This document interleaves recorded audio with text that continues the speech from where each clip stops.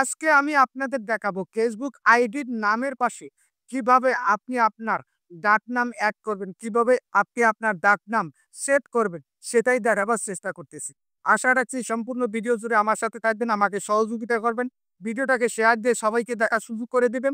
YouTube থেকে দেখে থাকলে ইউটিউব চ্যানেলটাকে সাবস্ক্রাইব করে বেল বাটনটাকে অন করে দিবেন। অবশ্যই একটা লাইক দিতে ভুলবেন না। আপনার ফেসবুক আইডি নামের পাশে ডাকনাম সেট করতে অথবা ডাকনাম অ্যাড করতে আপনাকে শুরুতে যেতে হবে ফেসবুকে আসাতে বাম দিকে আপনি আপনার প্রোফাইলটা দেখতে পারেন, প্রোফাইলে ট্যাপ করবেন। তারপর এখান থেকে দেখতে পাবেন অ্যাবাউট, এই অ্যাবাউট অপশনটা ট্যাপ করবেন। একটু রিসের দিকে আসবেন। রিসের দিকে আসলে দেখতে পাবেন সি অল আদার, ও অপশনটা ট্যাপ করবেন। তারপর আপনারা একটু নিচের দিকে আসবেন। নিচের দিকে আসলে দেখতে পাবেন অ্যাড আদার নেম, এই অপশনটা ট্যাপ করবেন। এখানে আপনি আপনার ডাক নামটাকে টাইপ করবেন বা লিখবেন। এই যে দেখতে পাচ্ছেন আমি ডাক নামটা লিখে দিলাম, তারপর নিচে দেখতে পাচ্ছেন সেভ বাটন।